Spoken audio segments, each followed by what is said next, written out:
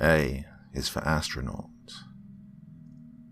Very rarely did something ever come into view of the International Space Station that wasn't Earth.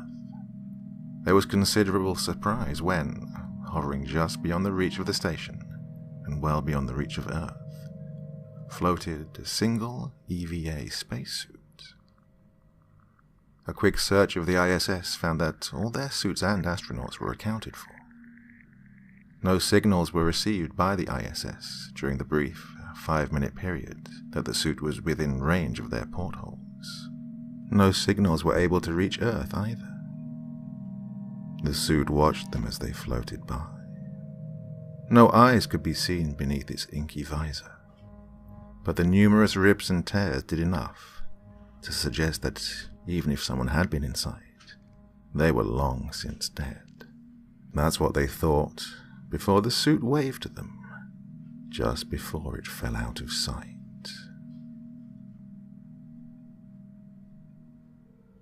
B is for beach. Tommy was playing in the wet sand. His parents had, again, turned their gaze from him to each other. This trip would have been so much better, they both secretly thought, if they didn't have to babysit little Tommy. He was much too rambunctious to handle on a good day. All the excitement from the trip had made him unbearable. So, they didn't notice when he started calling their name. He couldn't resist. The biggest, most awesome cave had just been found, and he needed Mum and Dad to come look. It was taller than him, lopsided and drooping, but he thought it was a masterpiece of beach engineering. Little Tommy noted, as he was supposed to, that it was exactly big enough for him to fit inside. His parents didn't even notice, as the cave collapsed back into the beach like a wave and sunk below the sand. Tommy was gone. There was the smallest disturbance on the surface as the cave pulled its catch under the sand and back into the water. C is for conversations from down the hall. What were you thinking? What? Sam just spent the last 20 minutes crying his eyes out, Jake. I don't know what you were thinking. I don't know what I was thinking, Bob. Tell me what the hell's wrong. This damn thing you got our son. What? This ragged fucking teddy bear. I don't know where the hell you got it. What teddy bear? What is that? Don't give me that. Bob, I have no idea what you're talking about. Look at it. This thing's arm is barely hanging on. I'm surprised it doesn't have bedbugs or STDs or something. It looks like you pulled it out of a swamp. It's disgusting. I want a hug. Well, don't drop it on the rug. It's gonna leave a fucking stain. Well, it's on you. I don't blame Sam. Jeez, it's so creepy. Did you hear it? You couldn't even put new batteries in the thing. It sounds like the fucking devil, Jake. Babe, look at me. I didn't get him that teddy bear. What? But he said you got it for him. I didn't get him any teddy bear. Then where did it come from? He probably grabbed it out of a dumpster. He says he didn't. He's adamant he found it in his room. He said it was a present. Well, that's nice, but... Wait. What? Where did it go? D is for deforestation. The bulldozer slowly approached the tree, cutting through the thick brush, a lion stalking its prey.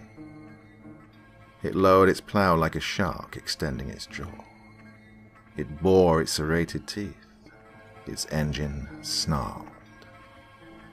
The edge of the plow had barely touched the bark. It all happened in a reflexive instant, like dolphins breaching the sea. About 7 roots shot out of the ground and folded inwards towards the tree. They found solid ground, raised the trunk from the soil, and then the jointed, arachnoid legs carried the tree swiftly away. Its banshee howls echoed as it disappeared into the depths of the rainforest. E is for exercise. Just minutes ago, Tori's legs had been carrying her through 7-minute miles. Now, the left one is dragging behind her, leaking blood onto the burning asphalt, and the right leg is cramping. Every second it threatens to give in. She stumbles. A pain, a venom, crawls through her body. Below her, the Florida sun has cooked the bike trail as hot as a skillet. She can almost feel it through her toes. Half of her mind is trying to balance. The other half is focused on the lumbering beast behind her. The beast is too hungry to mind the heat. Its scales almost sizzle as it drags itself forward with its 2 massive forearms. Its long, bat-like fingers painfully grip at the ground, and they seize as the beast laboriously pursues its prey. Its all-too-human eyes watch Tori close, and its all-too-human mouth drips with spit, venom, and blood. It's tasted her once, and it refuses to let her go. It failed the ambush, but if it can push itself just a bit further, everything will be all right. It hasn't eaten in weeks. Worse, it can almost hear its young behind it, pleading from the ditch in high-pitched voices. 2 have already died. It refuses to let the other 3 wither. The 2 race onwards, in the heat of the Florida sun.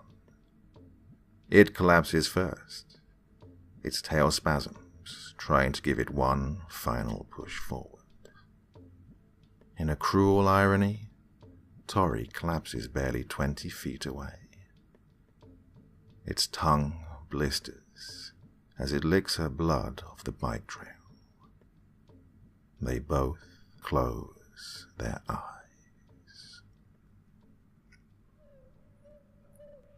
F is for Mom. For Mom, I love you. It's so cold now. We've been wandering around for 2 weeks in these mountains. The snow hasn't let up.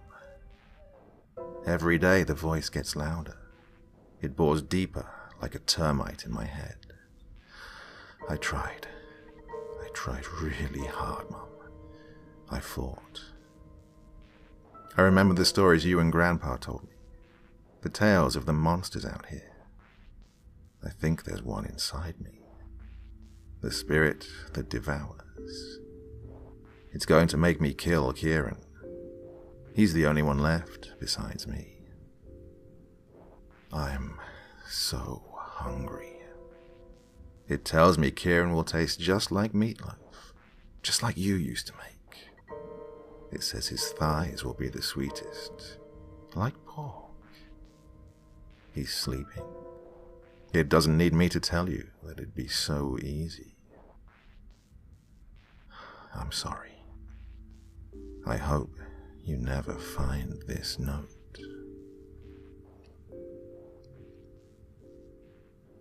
G is for grandmother. You have to, his mother said. Zach didn't want to. His grandmother looked so helpless there, atop the mangled debris of the forest's floor.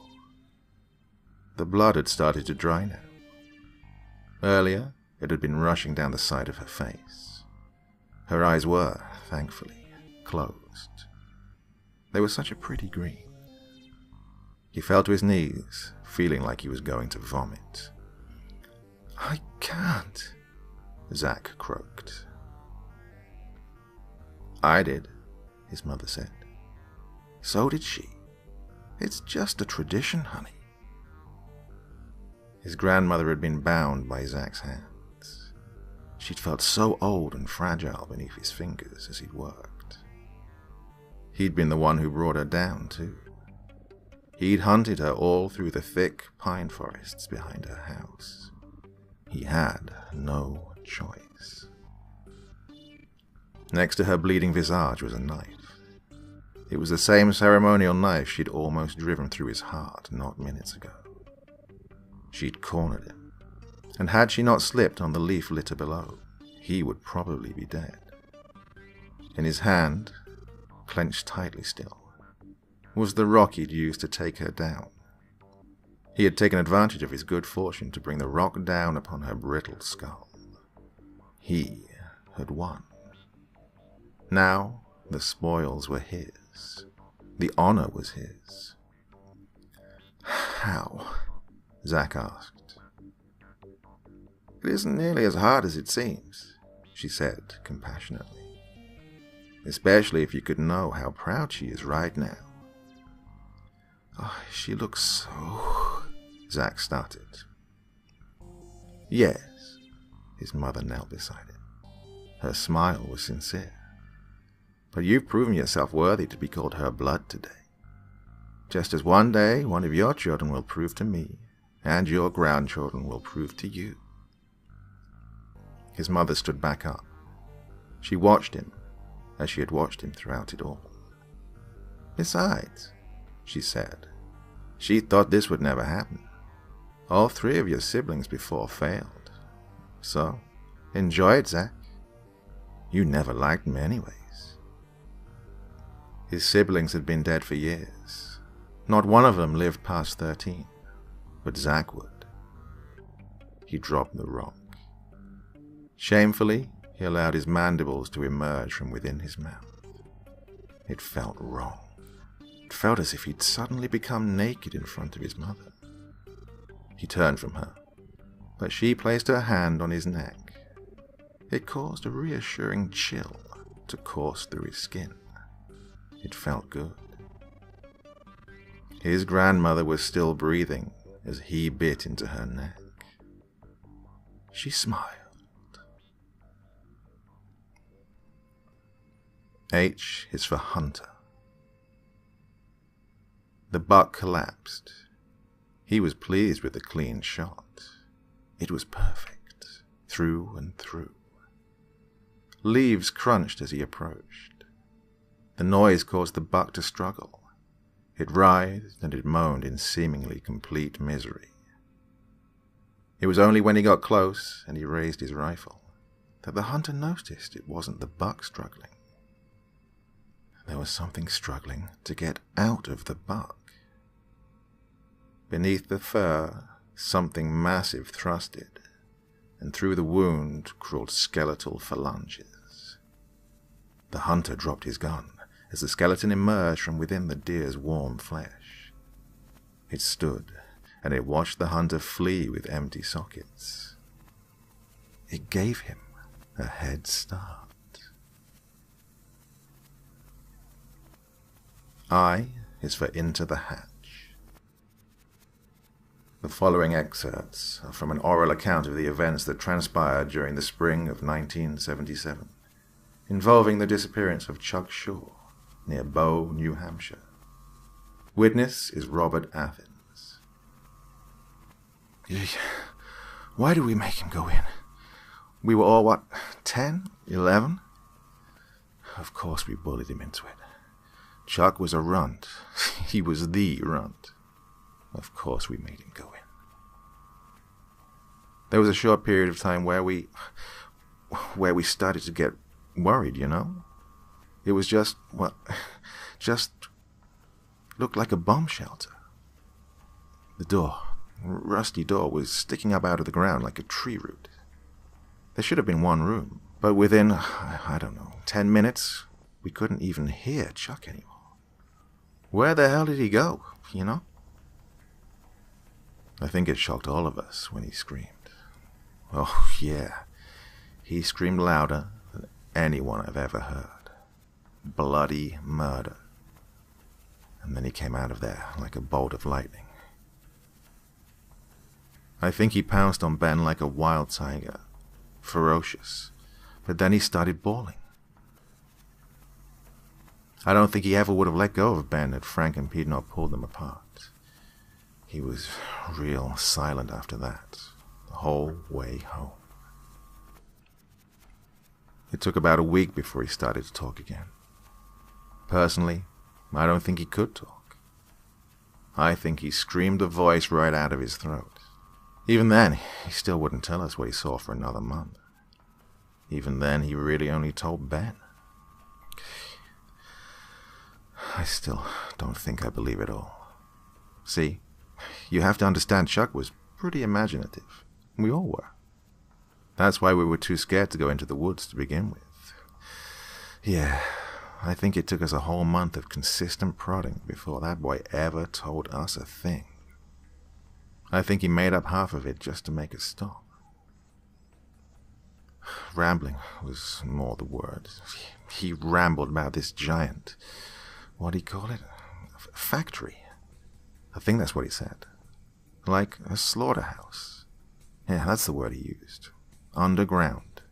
Massive, he said. Acres wide and deep. Impossible, right?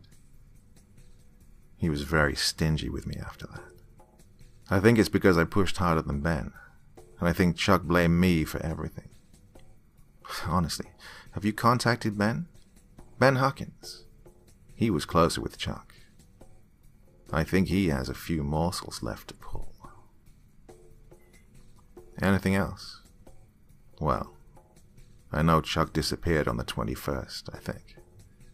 He was getting real weird the week before. Paranoid. His parents were real worried. I've never seen any 10-year-old act as freakishly as he did. He went missing on a Wednesday. Of course, Ben did too. But the difference is they found Ben. He was in the woods wandering around. He claimed he knew nothing. They tell you that? Did Ben tell me anything? Yeah, Ben told me a little. And I told all of it to you. I think he knows more than he has ever let on, though. Every bit of it was crazier than anything our little Chuck ever said, though. Those woods will drive you crazy. You should talk to Ben. J is for Jersey's Devil. His girlfriend kicked him. "Look, Ron," she exclaimed. "There's a deer outside our tent." Sure enough, as Ron came to and put on his glasses, he saw the outline of a deer painted across the tent by the light of the full moon. I didn't know deer sat like that, Ron noted, pointing out how the shadow sat on its hind legs, exactly like a dog. "Shh," his girlfriend said. "You'll scare it away." But it wasn't spooked. Instead, the shadow on the tent was still. In the quiet, Ron was quickly aware of the shadow's breathing. It was coming in raspy and fast. Heavy. It almost sounded pained. "What's wrong with it?" he asked. His girlfriend couldn't answer. Her jaw had dropped, voiceless, as the shadow on their tent stood up and spread its bat-like wings. Its breath became hot as they all screamed. K is for killer. Nearby, the bodies of his brother, sister, mother, and father lie. Collectively, they've turned the entire carpet red.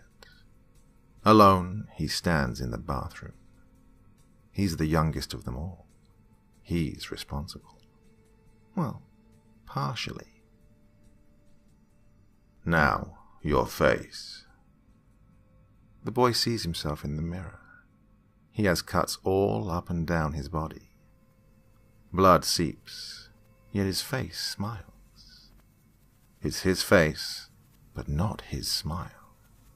His face is still unmarked. "Do it across your cheeks." The voice isn't commanding. It's speaking out loud, using his mouth. The boy is no longer in control of his body. He can't even cry, as his arm brings a knife straight up towards his face. He can't even close his eyes. He just watches as the blade touches his cheek. L is for lucky. The woman running towards him was perfect. Her breasts were plump, succulent, and so were her pearly white thighs. They seemed to glow in the moonlight. He wondered what her flesh would taste like. Oh, and her hair. It was so short and red, vibrant, and she was coming right at him. It was just the two of them on the street. The sun had barely risen. To his right was a ditch, and just beyond it a field full of wheat.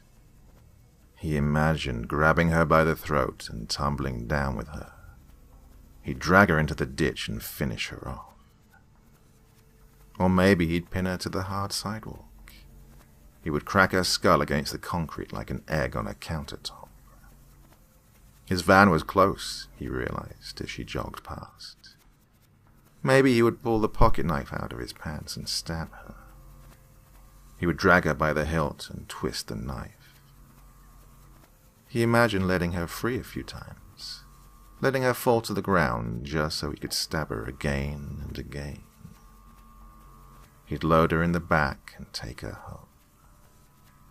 His mouth started to water. As she drew near, he reached around for his back pocket. He found the knife, nestled safe and warm. His fingers seized it. She smiled at him. So close. He smiled wider. He could smell her now.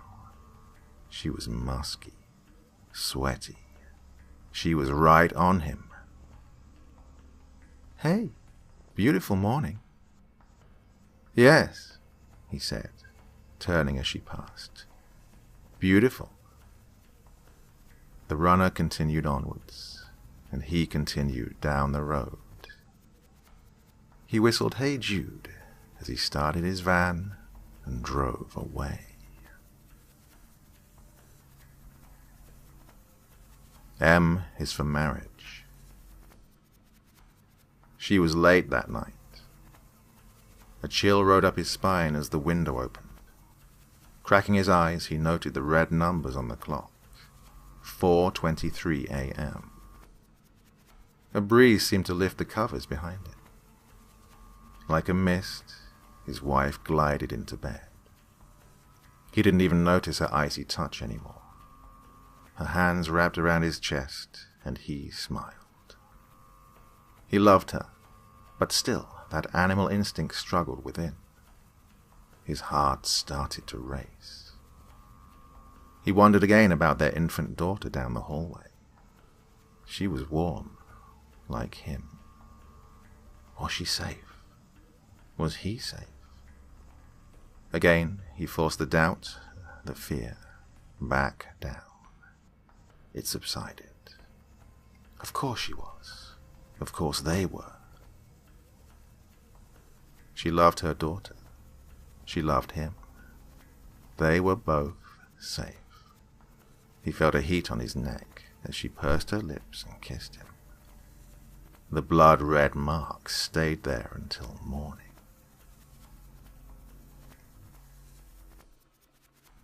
N is for night. I never feared the night sky. At night you can see beyond our world for miles and miles. Everything is so clear, and I can see it. At day, the sky clouds. The blue covers my view. I can't see it. I hate when I can't see where it is. The only thing reassuring about the day is that at least it can't see me either. I hate the way it smiles at me.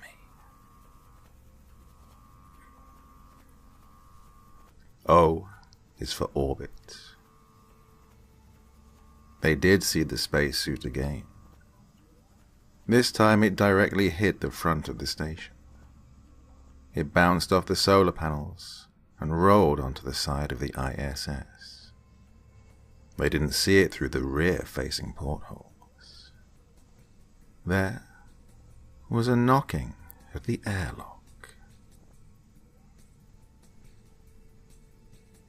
P is for paralysis. He made a bargain with the wrong man. James Collins was stuck, paralyzed, just outside the corner of his apartment building. Ethereal, the only one who could see him, stood before him in a black-rimmed hat. The man bid him adieu, with a tip of his hat and a flash of his teeth. His words rang in his ears like rusted bells. I granted you your desire. Your family is now fully sustainable. Your enemy has been dealt a rather unfortunate hand in the stock markets this morning. Your son will be set for life. The son of your foe will find himself another unfortunate victim of a drive-by. Gang violence is so depressing. Now, as promised, you owe me this. 50 years. Those will be spent here. You can watch and you can listen, but you'll never be seen or heard. In a half-century I shall return to release you. Until then, live in the moment. Every moment. To watch time pass is a privilege, if you allow it to be. So, he waited. He missed the sensation of his own blood pumping through his veins, and the cold rush of air down his throat. He watched as his son left. The apartment they used to call home would surely be beneath him now. Years flew by, and he watched the city around him grow. Soon days became like hours to him. Hours to minutes, minutes to mere seconds. One day he noticed a particularly interesting-looking man strolling down the lane in a fancy suit. He was young, with a head full of ginger hair. If James didn't know better, he'd assumed he'd fallen backwards in time. The young man was slim. Surely, and in a way, he was. The young man removed a canister, a flask, from his suit and drained it. Then his ass fell to the concrete below, and tears started to flow. "Where did you go, Dad?"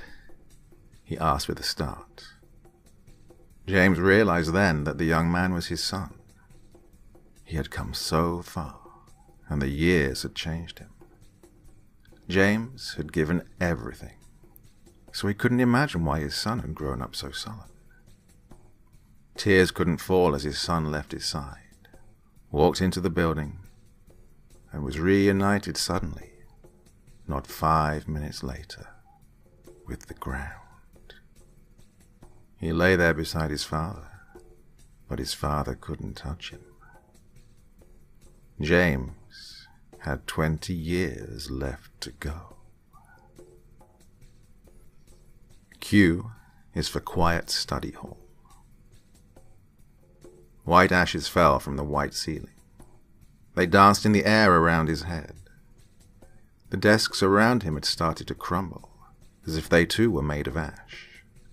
The wall beside him showed an empty hallway that led nowhere. He was alone with the thing. The thing stood in front of the classroom, tall and bulky, and tapped his claw against the blackboard. He gave it his attention. Atop its massive shoulders was fixed an antelope's skull, with wild, twisting horns. Its body was concealed by a cloak of black, tar-like feathers. It seemed to breathe. Protruding from the center of the cloak were 4 skeletal hands. It turned its gaze to the board, and it started to carve. Black ash fell from the tip of its claws, and gently they formed uneven piles at the base of the wall. The bell rang, and he woke up in a familiar room. A detention sheet greeted him for once again sleeping in the quiet study hall. He couldn't remember what the thing wrote on the board.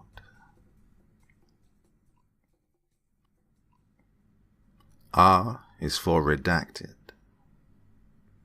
Dear Senator Cornyn, I'm writing to you today because of recent, questionable and disturbing events. I live in Santa Ana. I have done so for about 30 years now. My mother, however, has spent her whole life in Anaheim, Texas. It's a small town, barely 100 people in total, and she lived a very happy life there. In regards to Anaheim, I know everything about it because I grew up there. It's a quiet, very personal community. They stick to their guns and each other, and that is it. I was one of the only kids who ever sprung up out of that dirt hole. Me and my brother, that is. Everyone else was ranchers, ex or current. To them and me, Anaheim was about as real as anything. Now, the problem I'd mentioned earlier started about 4 months ago. That's how long it's been since I've had contact with my mother. The last time she called, she mentioned something strange had been happening with her neighbor, and she thought he was up to something rather fishy. She was in rather a panic about it, and my mother is a Texas-born woman, so it would have taken something pretty serious to rile her up. So, I drove up to stay with her.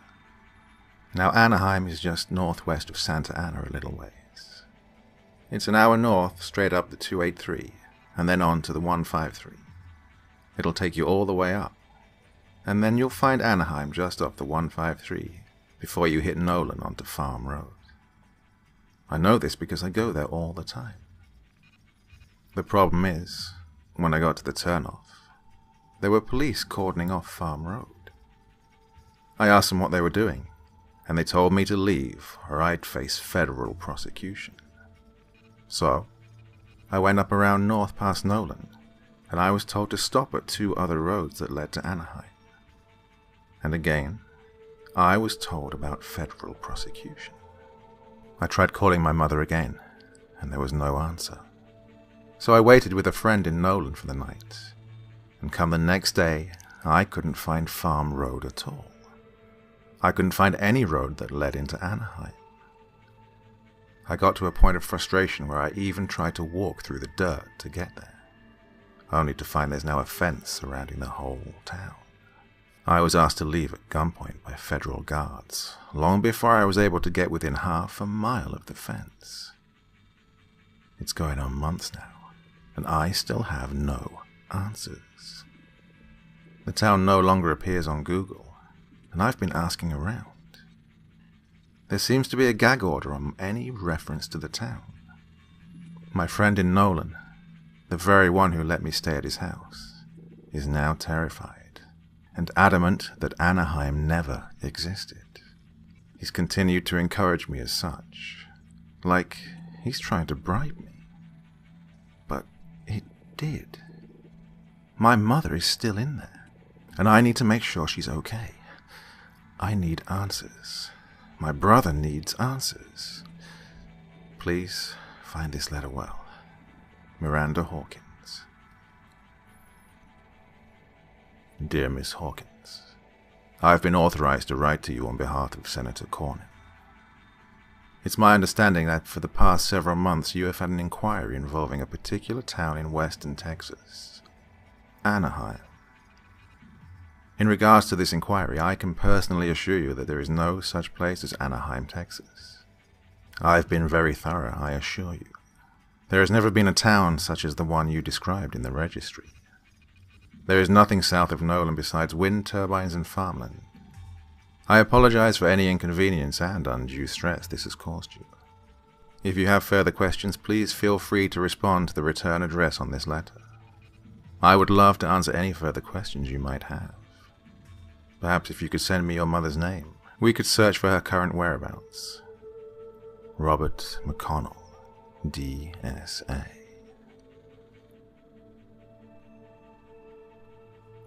S is for survivor's guilt. The following excerpts are from an oral account of the events that transpired during the spring of 1977, involving the disappearance of Chuck Shaw near Bow, New Hampshire. Witness is Benjamin Huckins. Not a day goes by I don't think about Chuck. The weeks after we went into the woods, I was his only friend. Bob certainly wasn't.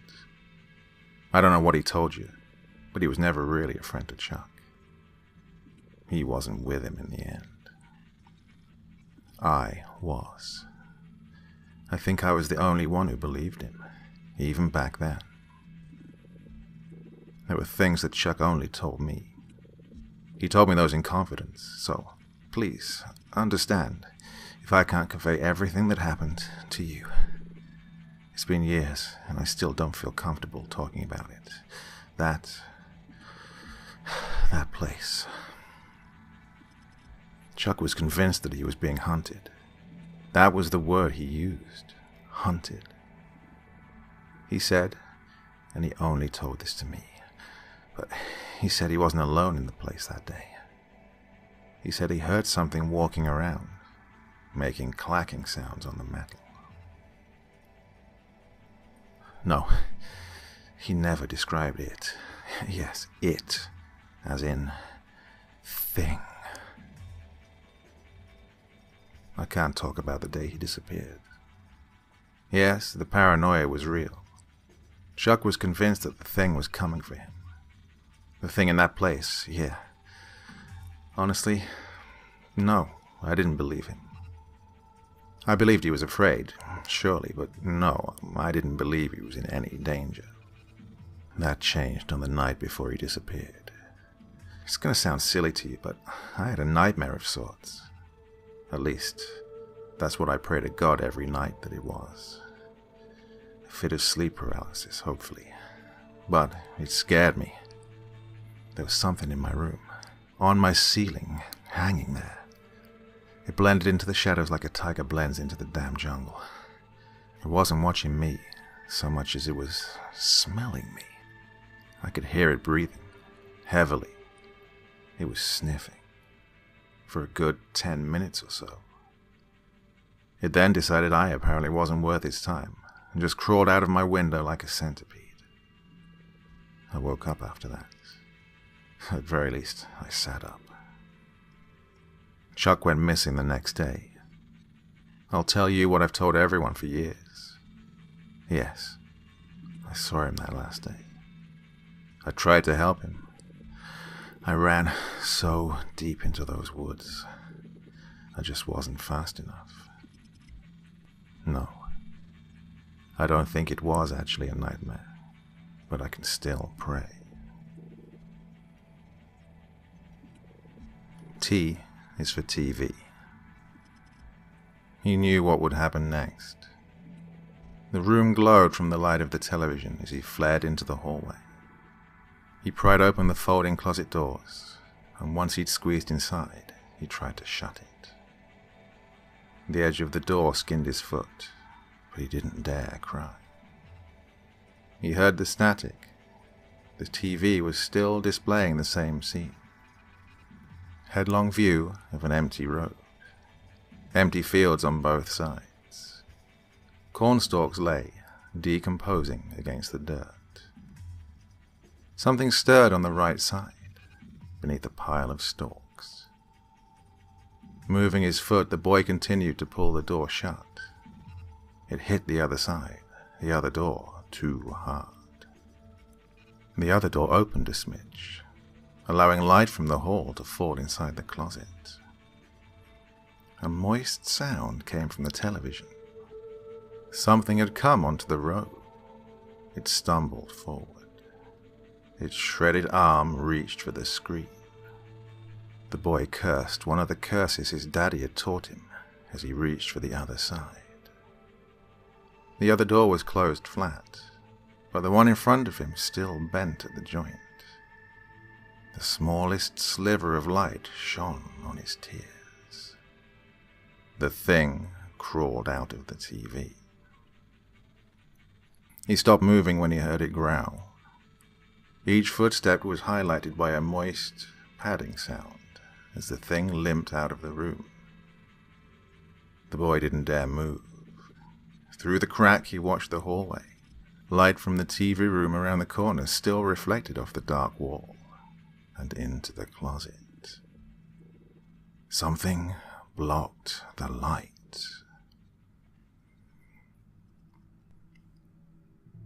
U is for ugly Christmas sweater. The intent was for it to never be worn again. Rachel, fueled by a fear and vengeful rage, spent all night sewing onto the damn thing horrendously misshapen patches of ugly wool and even strips of velvet. The arms and ends were held down, tight, by large textbooks and unwrapped presents. On the front, she'd cut up one of her own Christmas sweaters. The damn thing was horrendous, and that meant it was perfect. She placed the image, a redneck Santa Claus who wore a red Duck Dynasty hat and a sleeveless white t-shirt, dead center, and she did her best to rip and tear at random stretches of exposed sweater. By morning, the lump of a shirt was nearly unrecognizable. Chunks of sewn-together pieces formed what could barely be called a shirt. Rachel laughed at it as she dragged it away. She went to the front porch, and she dumped it into her trash. She heaved a large potted plant on top of it, just to be sure. Her attention finally fell back to her husband. He lay in the same place he'd lied for the last 8 hours. She sat down next to his body, and she cried as the sun rose. The light illuminated his mangled form. His chest and back were gone. The flesh had been stripped away. The damn sweater had pulled them with it, when Rachel had pried the thing from her still screaming husband. She had looked inside the sweater, but couldn't find her husband's skin. She laughed, imagining the sweater in the trash can. She couldn't burn it, so this would do. She thought she could hear it banging. It was surely hissing at her. Merry Christmas, she called to it mockingly. Her job was done. It was a shame, too. It had been so beautiful before. After what she'd done to it, though, no one would ever wear it again. V is for Velociraptor. The museum was quiet when Billy snuck out of his father's office. His father was the curator, and had to take Billy with him for his late night. The sun had set, and Billy was too young and energetic to let an office hold him. For a kid, it was the greatest feeling in the world. He ran through empty corridors and exhibits. Only twice did the lumbering security guard almost spot him. It didn't take long for Billy to find himself in the dinosaur exhibit. The models, to the 12-year-old stowaway, were so incredible. They were beyond compare and larger than life. He assumed they'd always be that way. At least, that's what he'd thought before. Tonight was different. He wanted to feel the awe, but he couldn't. Something felt off. He lost interest. He took off down the hall, running again out of a primal urge. He raced through endless stretches of granite halls before he turned a corner. He paused, stumbling forward from his momentum. There was an exhibit out of place. A skeleton model stood not 30 feet away from him. A Velociraptor mongoliensis skeleton stood in the center of the shadowed corridor. Its neck was craned like a bird. The white bones were significantly shorter than Billy. A Velociraptor only grew about 1 foot tall and about 6 feet long.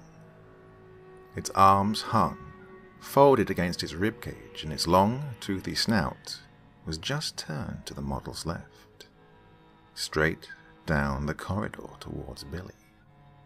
Billy, forgetting for a moment it was only a skeleton, tried to match its placidity. He had the strangest need not to startle it. His breaths came in intervals too sudden and too loud for his liking. He truly believed it was alive, or at least he pretended it was. How else could it have gotten there? But that was just his imagination on steroids. Surely it hadn't gotten there on its own. Then he noticed the model's ribcage expand and contract, as if it were taking breaths. The model's head tilted slowly. It was almost a curious motion. Billy was no longer frozen by choice. As their staring contest continued, the raptor continued to tilt its head. Left, right. The raptor was trying to figure out what to make of Billy, and Billy wasn't sure what to make of the raptor. Billy found his control once more. He was aware of a twitching in his right leg. He managed to move his foot back. To his shock, the raptor responded in kind.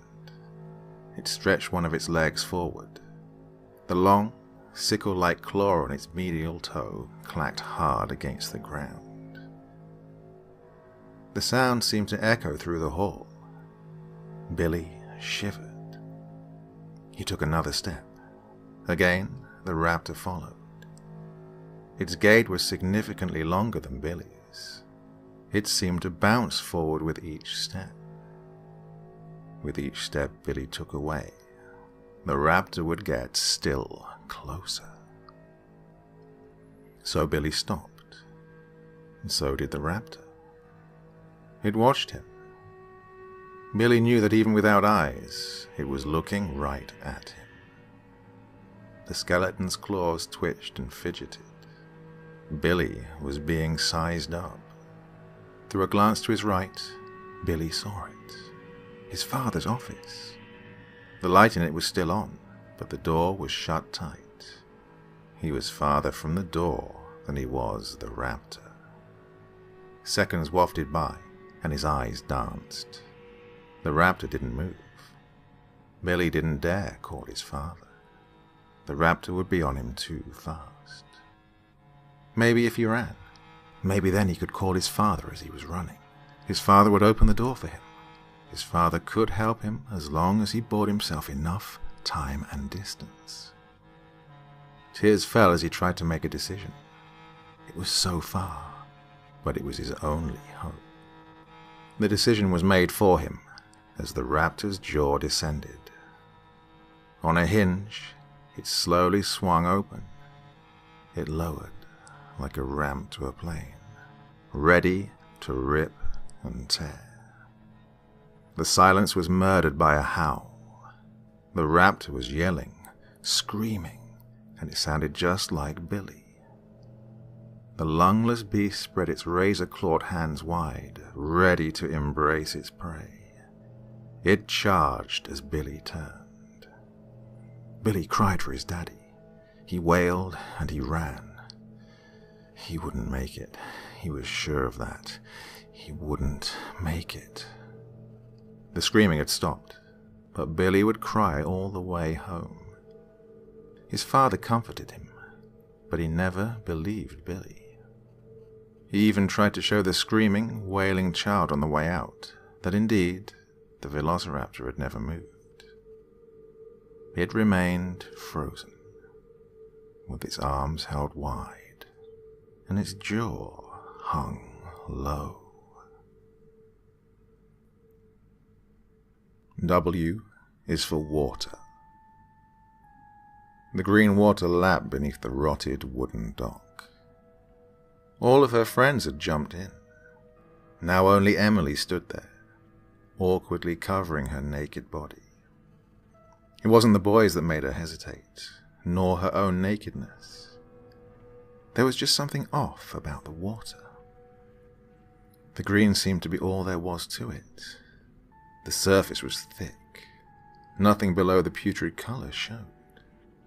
She wondered how deep it was. Davy was in just a few feet from the dock. He was taller than she was, and the green seemed to wrap around his throat as he bobbed up and down in the waves. "Come on in, Em." They laughed and splashed. Jill was getting close to Alex again. Alex was Emily's. Jill was too close, but Emily didn't dare move. The sickly water had hold of them both. It had pushed them together. It wanted her to jump. The waves seemed to thicken. Looking again, the singular pale green split into millions of particles. Each one swirled in the water. They moved. They swam. The mind imagined each piece as a spider. She imagined if her friends could feel them swimming. "Em?" Davy asked. Emily didn't hear. She could only imagine sinking under the thick, mucus green on the surface. She could feel it pry open her mouth and pour into her lungs. She exhaled audibly before running from the dock. "What's wrong with Emily?" asked Alex. "I guess she just doesn't like the water," said Jill as she touched Alex. Emily cried behind a tree as the water dragged the three friends under.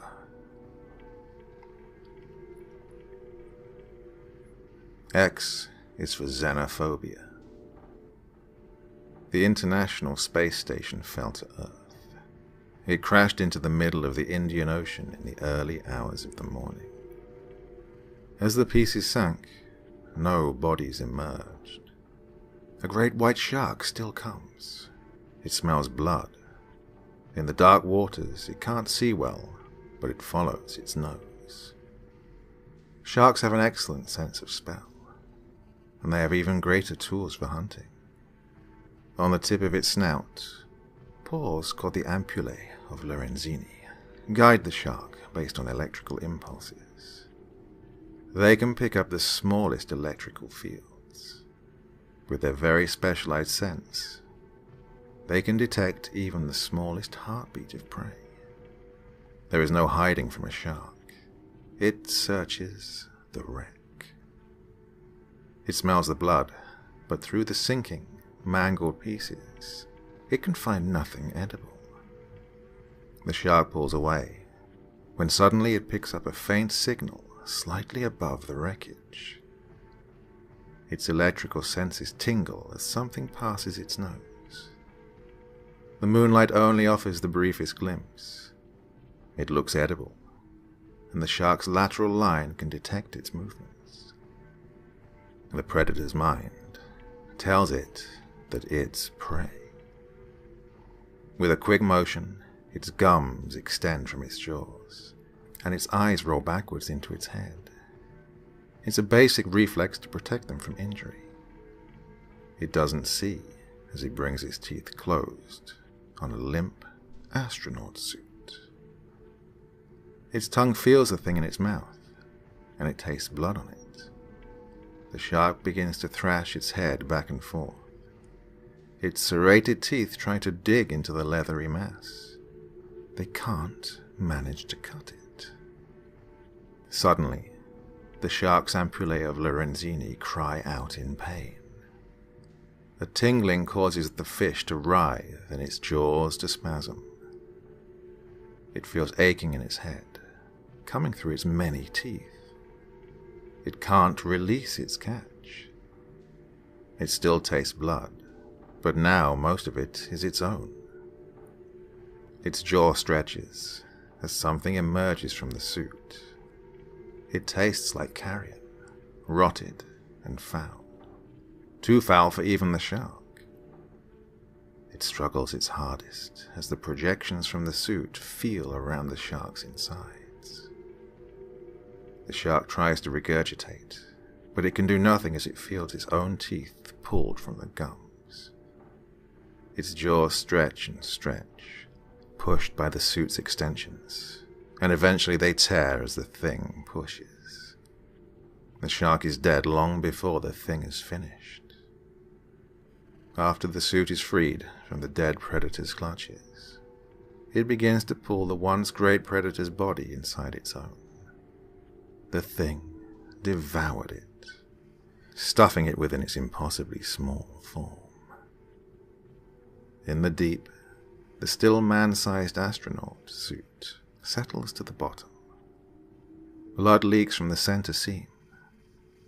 The dark here is like home.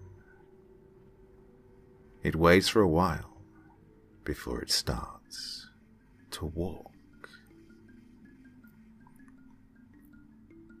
Y is for you. What's the earliest you can remember? My first memory is of me in a crib. That will be me.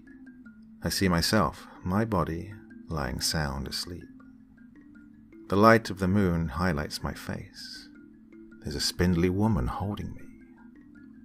What is me? She smiles as she brings me down, on top of my body. I sink into it like a well-used mattress. I breathe in. I see through my body's eyes for the first time. I see the woman better now. Her hand is still nearby. She cranes her long neck down towards me and she kisses me. She tells me everything will be okay as she pulls her hand away. There's something in it. It's small, white, and it's struggling to escape her grip. I always used to think it looked like a shiny mouse. She speaks to me. "It'll take time to adjust," she says as she strokes my naked head. "You won't remember anything for a while." I coo as her hand leaves my cheek. I turn. My parents are sleeping on the bed. They don't hear her. "This is you," she continues. "From now until it dies, this body is yours." She turns to the squirming thing in her hand, the thing that used to live in my body. "And this is mine." She eats the whole thing. It stops struggling as it's pulled down her throat. It's taken me this long to realize what that memory was. It was the memory of my birth. The memory of how I stole my body. Do you remember? Z is for Zephyr. The reef lay dead ahead, and the storm grew fierce.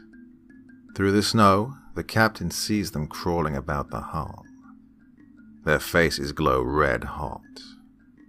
Fires and embers crackle within their skulls.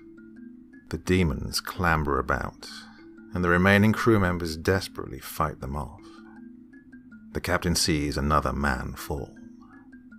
The demon stares into the poor man's eyes, and his soul bursts into flames. He is one of them now. As the skeletal things approach, and his crew dwindles, the captain of the Zephyr makes a final decision.